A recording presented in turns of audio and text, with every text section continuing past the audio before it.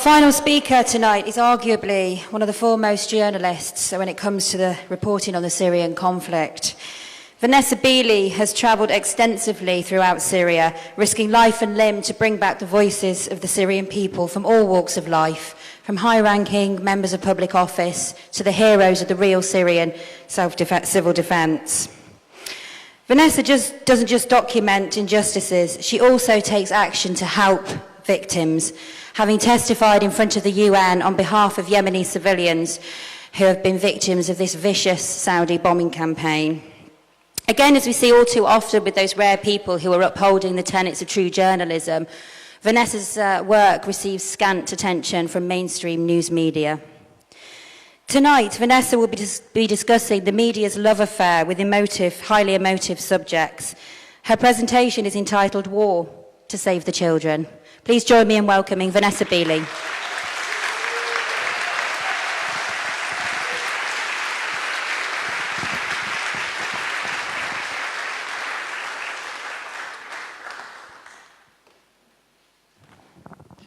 How many times do we go to war to save the children? In Syria, why are some children approved by the Western media and others ignored or airbrushed from our view? In fact, this slide should have started for some reason with the pictures of Omran and... No? It's all right, carry on. Why are some children named by the corporate media and others remain anonymous, and their voices are muted beneath the din of propaganda that calls for the war to save the children with names? We're being told what to believe. We're being told that the villain of this war are the Syrian government, the Syrian army, and Syria's allies. Only those narratives and those names that fit with the narrative are amplified. And this is a case of egregious misdirection, misinformation, and distortion of the complexity of this conflict and the true instigators behind the universal suffering of the children of Syria. In this picture, you see Abdullah Isa, a 12-year-old Palestinian child who was beheaded 1 month before the picture of Omran Daknish went viral. He was not mourned by corporate media. The US State Department spent more time trying to defend the extremist group that decapitated this child. Who saves these children and who produces much of the storylines that the Western media runs with? Who is considered unimpeachable by the NATO-aligned media in the West? And whose stories are taken at face value with no diverging views, context, or fact-checking? Who do the West call when they need to demonize the Syrian government or the Syrian army? The white helmets. Nominees for the Nobel Peace Prize 2 years running. Winners of the Oscar for the Netflix documentary, a documentary that was largely produced in Turkey with footage supplied by the white helmets from inside Syria, so not authenticated. This organization is promoted, idolized, adulated universally through corporate media with no questions asked.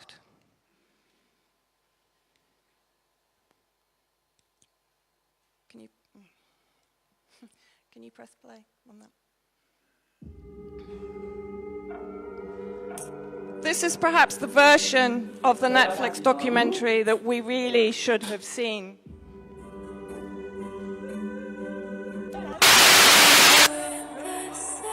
Meets Mohammed Ali Pasha, a white helmet.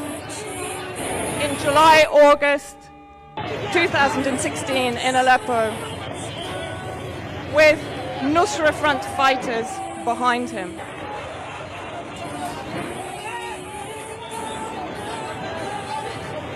He doesn't look particularly concerned by the fact that the Nusra Front fighters are behind him.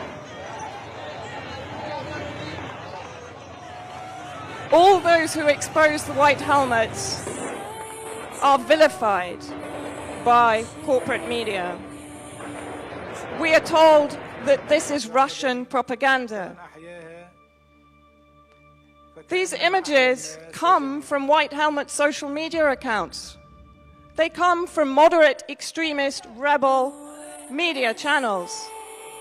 I'm not picking these images out of midair. The White Helmets are producing them. Khaled Iskef, whose name is on the screen, is a Syrian journalist who has spent a lot of time with me investigating the White Helmets, particularly in Aleppo and in East Aleppo, which was occupied by Al-Qaeda, by Nusra Front, whose civilians, when they were liberated, described the White Helmets as Nusra Front civil defense. Moed Barash was another White Helmet, a White Helmet by day, a Nusra Front fighter by night.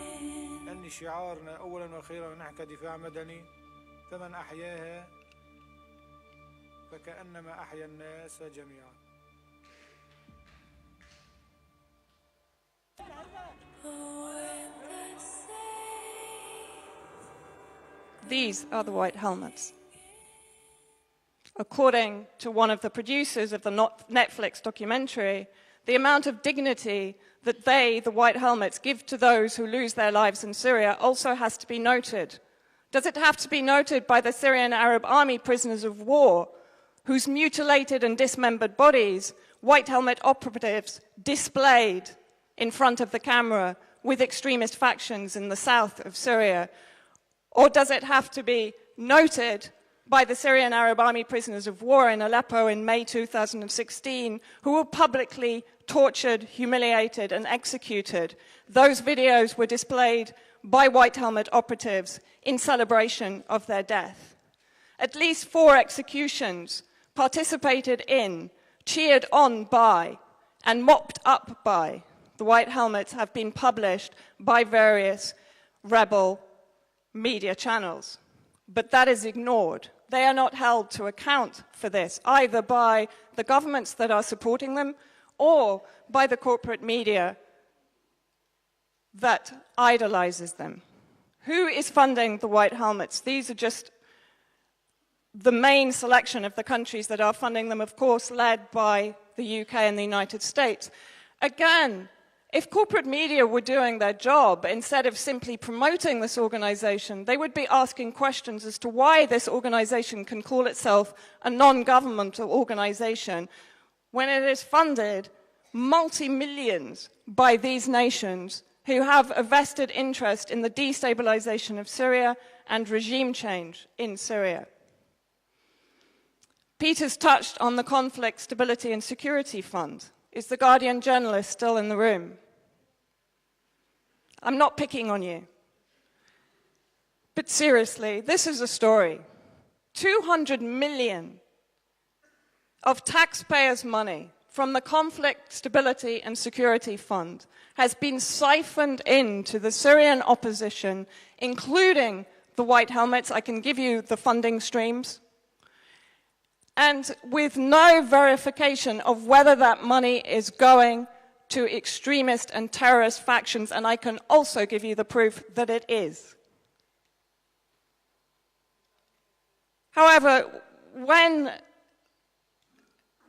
the White Helmets were nominated for the Nobel Peace Prize in 2016, The Guardian lobbied for them. This is not journalism. This was basically lobbying for the White Helmets to be given a Nobel Peace Prize. And when the public, that by the way you're asking to fund you a $5 a month to keep you going in your progressive journalism and your truth to power speak, when they actually spoke to you, you deleted the comments. I'm probably under a little bit of time pressure, but I want to run through one particular incident that also, yet again, we saw the usual copy-paste media response to this story that was published on the 30th of November 2016 in East Aleppo. All of you will remember these iconic images produced by the White Helmets of the orange body bags, and you will remember all the headlines. Bodies lie scattered in the streets of Aleppo after Syrian forces bombard rebel, we're back in the rebel-held regions. This was the scene that was distributed to mainstream media and that was regurgitated and promulgated without question, without analysis, and without investigation. You will see that I've marked on the right of this image the White Helmet Center. Now, I do also have to point out from my time in East Aleppo, the White Helmet Centers, the local councils, and the Nusra Front Centers were almost always either next door to each other or shared facilities. The local councils and the White Helmets are being funded by the British government through the Conflict Stability and Security Fund. Here is the same street in July 2017, and again I've marked the White Helmet Center so that you can clearly see it is the same street. You will also note that the majority of the damage in this street is from artillery fire. That's important, because on the 30th of November, the day that this event happened, Jon Snow of Channel 4 News interviewed Faris Shahabi, an independent MP in Aleppo and head of the Chamber of Commerce. And he basically informed Faris Shahabi, even though he was on the ground in Aleppo, that of course it was Syrian army shells coming in, or perhaps it was the barrel bombs dropped by, of course, the Syrian and Russian Air Force. No questions. However, if John had simply looked at Google Earth, he would have discovered how impossible his theory was. At that point, Jibal Qubay is the red spot there. To the east is the eye hospital that was still under occupation at that point of Nusra Front. The closest Syrian Arab army artillery point was in the citadel, to the southwest. The missiles whose remains I saw had come in from the east. So unless the Syrian army has suddenly developed boomerang missiles, it was physically impossible for the Syrian Arab army to have fired those mortars. When I spoke to witnesses, eyewitnesses, relatives of the victims, this is what they told me. The bodies of the dead and dying were left unattended for 10 hours in the street after the Nusra Front rocket attack that killed 15 civilians. White Helmets did not help them. They actually stole their belongings. Salahuddin Azazi, resident of Jibal Qubay, an eyewitness to the event. What happened on that day was those civilians had been told that there was a humanitarian corridor opened by the Syrian Arab Army. 2,000 people headed for that point in order to be able to escape East Aleppo into West Aleppo with the help of the Syrian army. Nusra Front pushed them back into the street and told them to return to Bustan al-Qasa, which was a front line between Nusra and the Syrian Arab Army at that point. As they turned to go back, the White Helmets and Nusra Front prevented them exiting that street, so they were basically kettled in the street. And at that point, at 7 a.m., Nusra Front fired 2 mortars into that street, which killed 15 civilians. Now here is the really important part of this story. At that point, relatives who'd fled the scene when the mortars were fired were prevented from returning to their dead and dying relatives, while the White Helmets picked through those bodies for their belongings and for their valuable items. Here you will see a fighter who's just managed to very quickly put on his white helmet jacket, a fighter in the center and a white helmet in full costume to the left. No investigation in this incident, none. No speaking to people on the ground other than the White Helmets, and total 100 acceptance of the White Helmets narrative. You'll see here The Guardian yet again extolling the virtues of the White Helmets in the Netflix movie. Again, this is nothing more than PR for this organization, which is funded by the Foreign Office. Jon Snow went on in this interview, which has to honestly be one of the most appalling Goebbels-esque interrogations that I've ever watched, apart probably from Cathy Newman's interrogation of Dr. Butaina Shaban 24 hours after the US had massacred over 80 Syrian Arab Army soldiers defending Deir ez-Zor from ISIS. He told Faris Shahabi, Syrian civilians are perfectly clear. They do not wish to live under Mr. Assad. They do not wish to live under your regime. They wish to be free.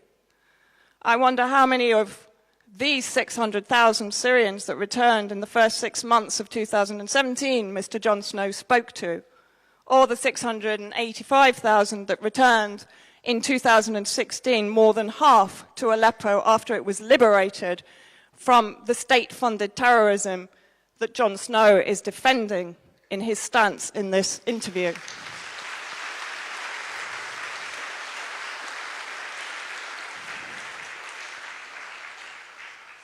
We all know the story of Omran Daknish as it was told by corporate media in August 2016 that reduced a CNN anchor to tears. However, she didn't shed any tears of happiness when Omran Daknish was found alive, a well-adjusted, happy little boy that I met in July and August living with his family in Aleppo since its liberation. Nor did she cry tears over his brother Ali, aged 11, who was killed on the same night. And again, from eyewitness reports that I got together when I went to Aleppo in July and August, this was not a Syrian regime attack. This was an attack by Nusra Front upon Syrian government supporters in East Aleppo. And in fact, the White Helmets had actually put a different Omran, 23-year-old Ahmed, on the seat of the ambulance before they saw Omran and decided that he was way smaller and cuter. And they removed the original victim and replaced him with Omran. Cynical propaganda production that the corporate media ran with. Bana al-Abad. Now, before I mention Bana, I have to say I am not attacking Bana. What I'm attacking is yet again the corporate media failing in its duty to protect these children because it's so happy to have a name that will support the facilitation of war in Syria and the demonization of the Syrian government. The girl whose tweets from Syria were louder than the bombs. Why? Because she has an entire marketing campaign behind her. Because her story fits with our government's narrative on Syria. She's supported by Simon & Schuster, who have just published her book, Dear World, written by an 8-year-old. She's supported by J.K. Rowling. She's supported by the corporate media. She's supported by the UN. She has a name. You all know her name. You don't, however, probably know the name of her father, Ghassan al-Abad. I visited Bana's neighborhood. I visited her home. I spoke to her neighbors. I spoke to her mother's uncle when I was in East Aleppo. Ghassan was a member of the Abu Amara Brigade, one of the first brigades, extremist brigades, funded, I believe, by Turkey in East Aleppo. I went into his workshop where he repaired the heavy weaponry of Nusra Front, particularly the Dushka machine guns, the heavy machine guns.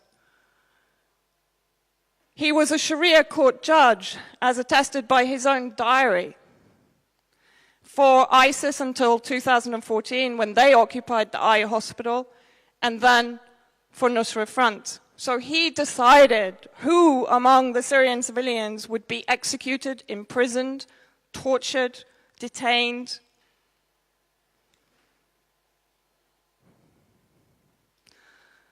He told his neighbors that his sole ambition was to get to Turkey and to meet Erdogan. His daughter gave him the passport to his ambitions and to his dreams. But the corporate media does not investigate this. Am I a conspiracy theorist?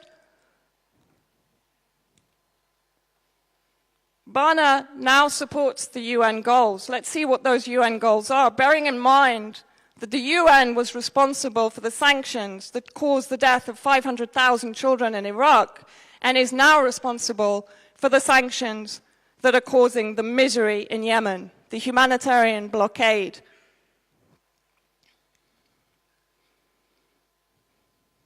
These tweets were deleted prior to the book launch. Barna's pro-war tweets. When I say Barna, I do not for 1 second believe that a 7-year-old child wrote this.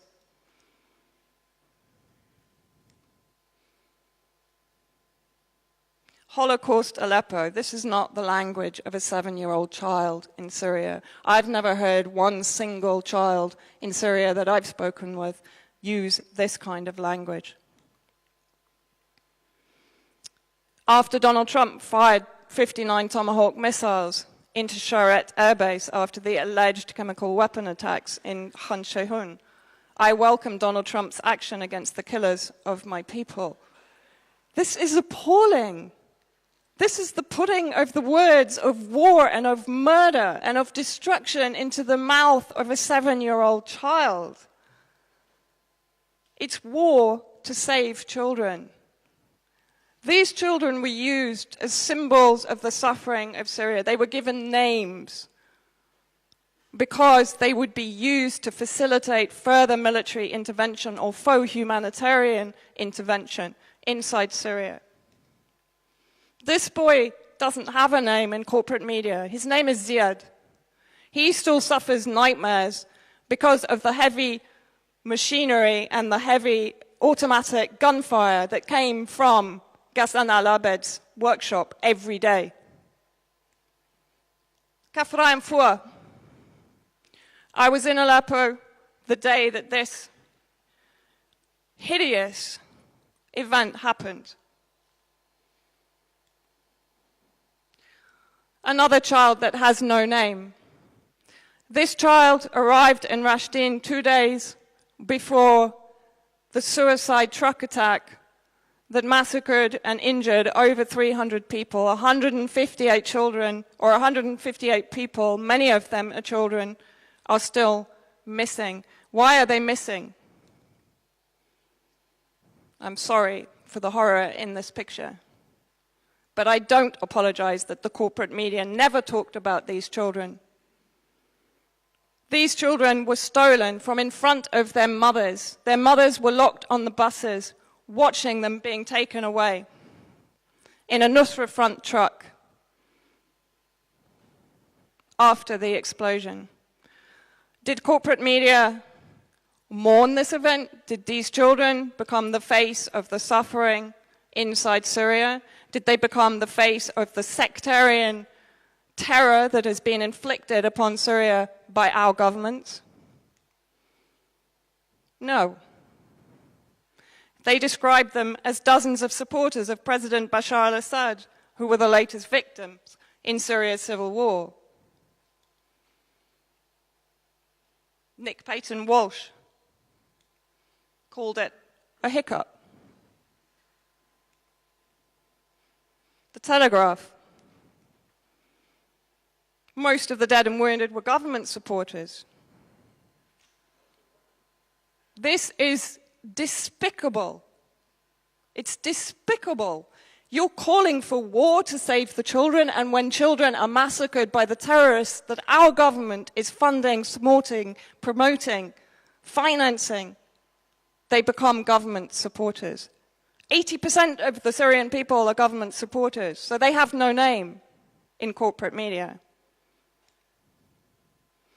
I will give you their names. The little girl is Hadil. She lost the sight in her left eye in this explosion. Next to her is her 11-year-old brother, Zain, who was beaten by the terrorists because he told them they were attacking him. They had carried out the attack. Or 16-year-old Ahmed, who was shot at by the Western-funded terrorists as he tried desperately in the trauma to find his family. These children have no name. They are Barna's neighbors, by the way.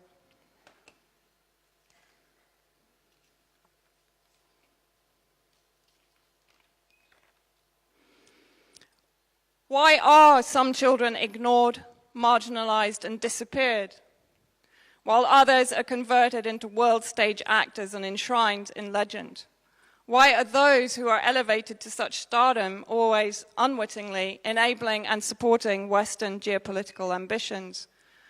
Why should these children's voices be muted, and why should their suffering be reduced to a heartless byline while others become strident headlines? Why are the child suicide bombers being deployed by the Western-backed terrorists and extremists never mentioned or mourned?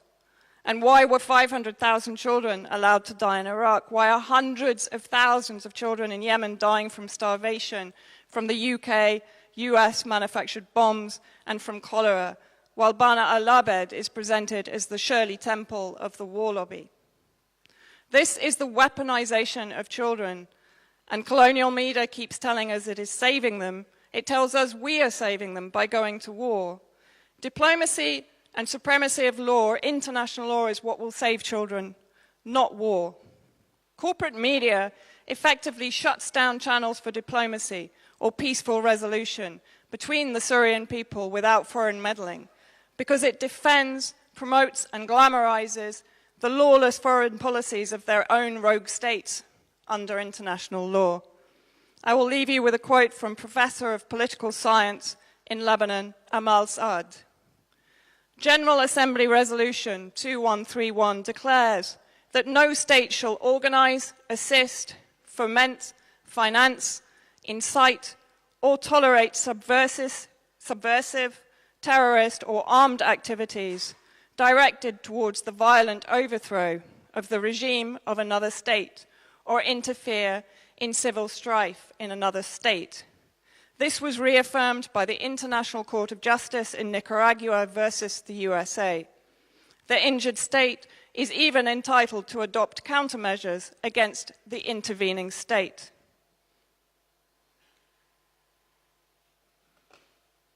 If I have one plea tonight to corporate media, to NATO-aligned NGOs, children should never be allowed to become passive lobbyists for a war that will kill more children.